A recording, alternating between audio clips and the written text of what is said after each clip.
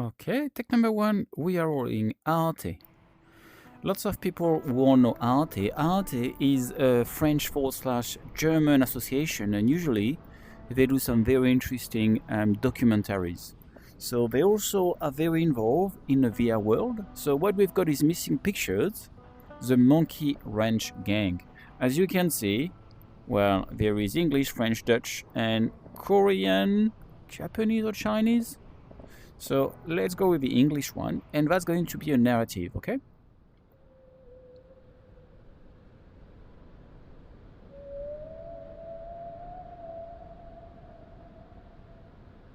It's a sad day when I finally put a project on pause.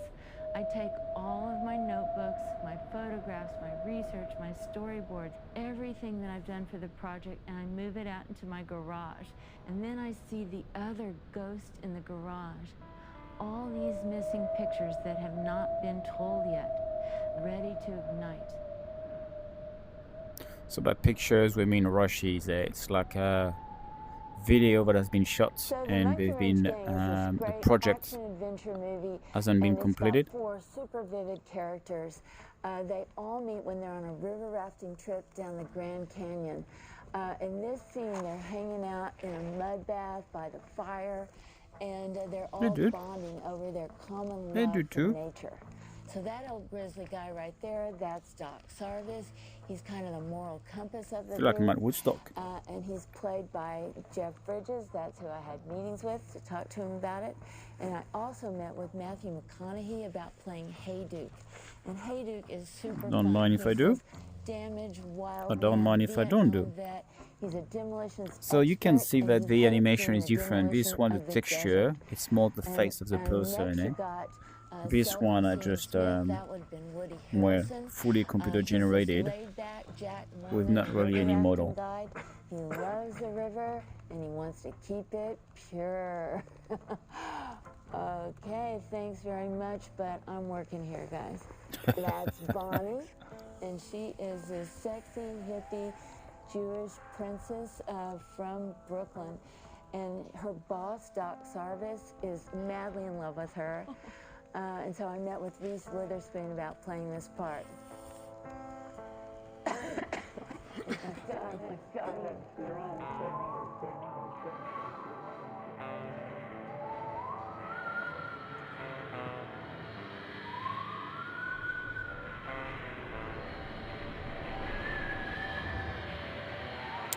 The Monkey Wrench Gang.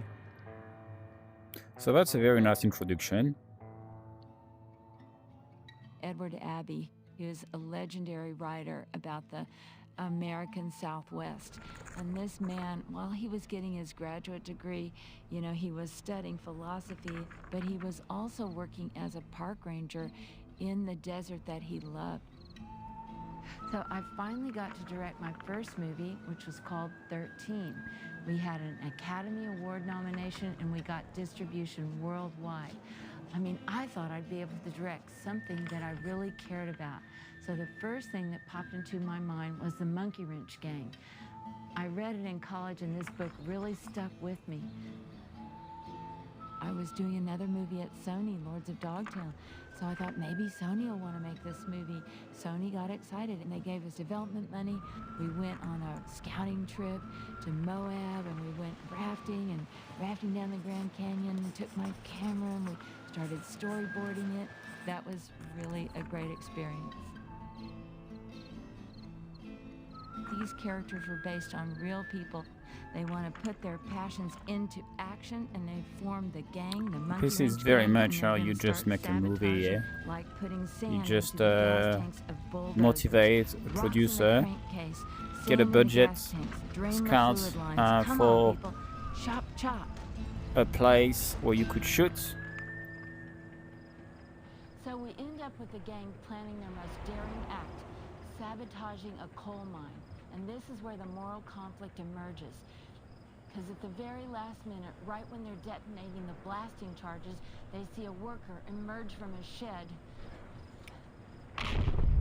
No way.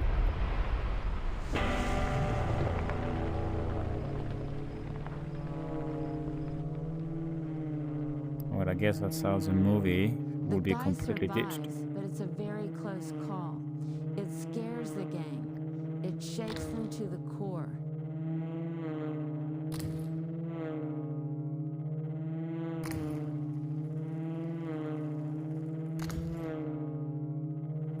Where's the last one? Behind me? Here you go. Our gang doesn't have time to deliberate about the intricacies of the morality of activism versus terrorism because they're suddenly being chased by Bishop Love, the biggest nemesis of the Monkey Wrench gang. So now we're doing this huge, cool chase scene through the Dirty Devil Canyon. Seldom is stomping on the gas. You know, there's dust clouds coming toward them.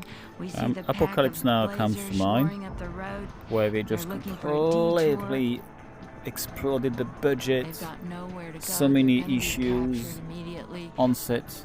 Hey Duke looks up at the wall. He's like, I can get up to the top.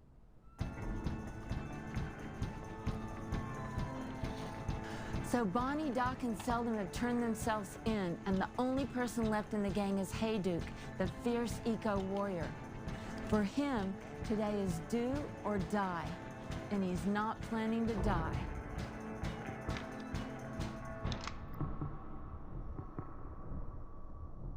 We see Hey Duke, you know, he unlatches the safety, he takes a quick breath, shouts out with all he has, "Motherfuckers!"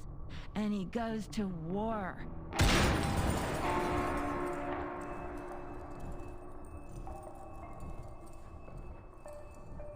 The studio was a bit worried that this was going to be seen as terrorism, though I kept saying, no, it's activism.